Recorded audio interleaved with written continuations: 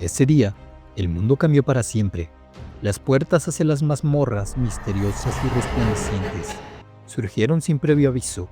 Desde sus profundidades, hordas de monstruos emergieron, trayendo consigo muerte, caos y miedo. Solo un grupo de humanos pudo hacerle frente. Aquellos que habían despertado habilidades mágicas se les conocía como buscadores dorados, y entre ellos, 5 nombres se convirtieron en leyenda: Ingolf von Diff, Claudia Borge, Nathaniel Cavell, Iwako Hideki y Leigh Rouge. Esto es Doxery. Acompáñame con la primera parte de esta serie titulada El héroe regresa a la academia. Pero antes de eso, vamos con la intro.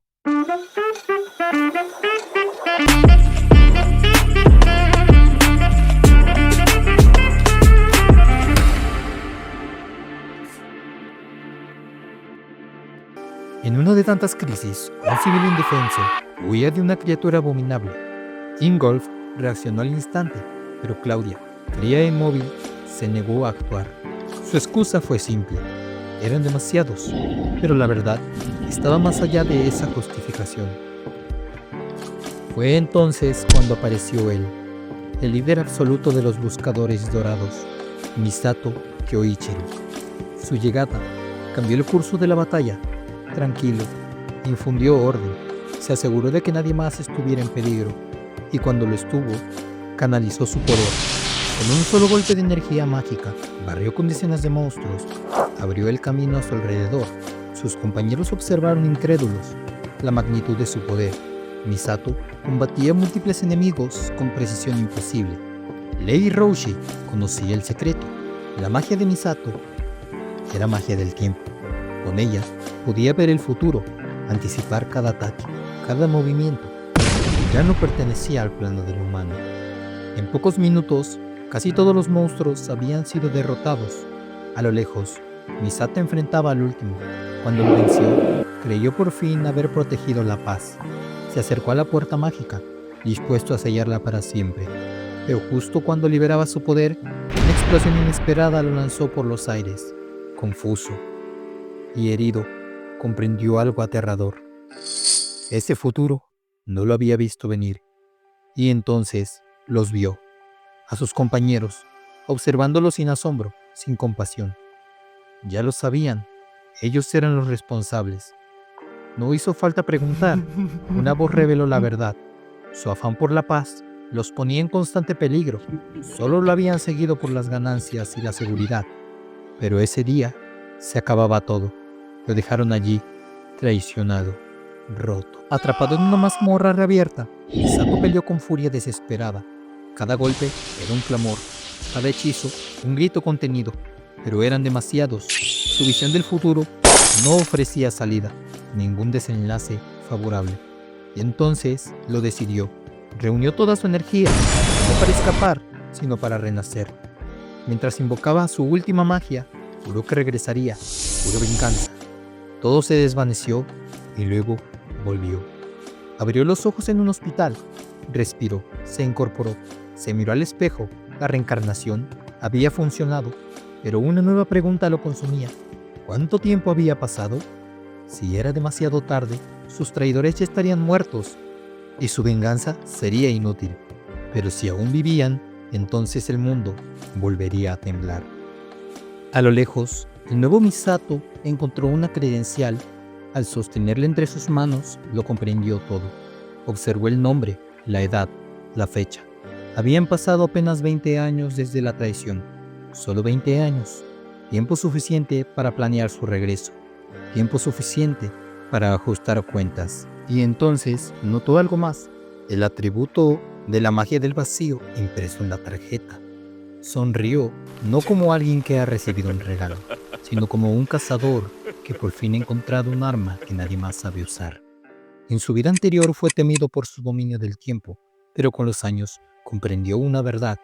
Incluso su visión del futuro era limitada. Había un atributo que ni siquiera él podía entender, un poder tan profundo, tan vasto, que el tiempo mismo parecía ceder ante él, el atributo del vacío. Nadie lo poseía. Nadie sabía entrenarlo. Era demasiado raro. demasiado incomprendido.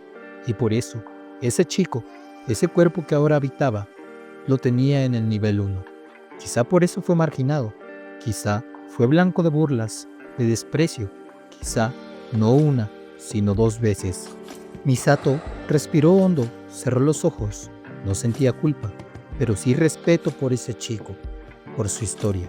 En silencio, hizo una promesa. Haría que su nombre resonara en todo el mundo, no solo como el aventurero más fuerte, sino como aquel que dominó lo indomable.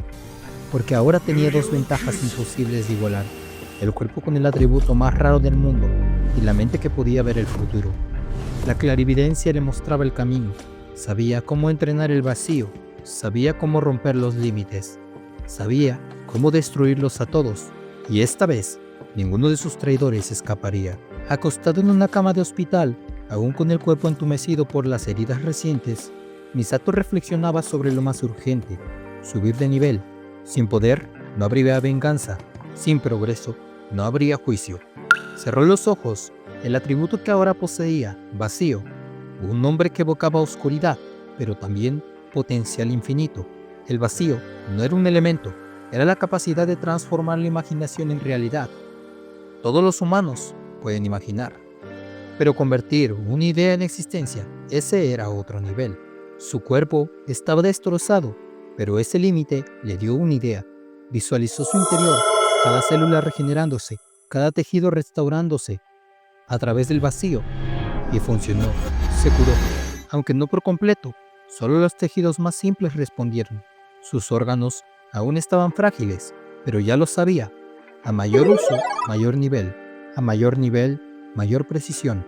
Eventualmente, su mente sería capaz de crear magia pura, solo con pensarla. El doctor entró visiblemente sorprendido.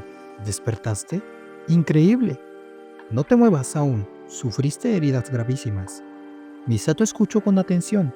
El médico continuó, pero incluso en ese estado, despertaste una habilidad mágica, como si la santa te hubiese bendecido.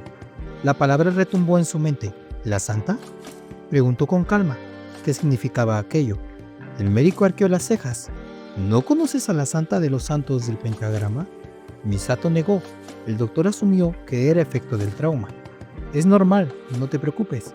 Iré por el equipo para hacerte pruebas. Una vez solo, Misato pensó en esos nombres: santos del pentagrama. ¿Una nueva orden de aventureros o una fachada para ocultar a los traidores? Encendió la televisión. En la pantalla, un especial de noticias conmemoraba un suceso: la mazmorra clase triple S de hace 20 años. Su mazmorra, su tragedia. Escuchó en silencio y la rabia creció.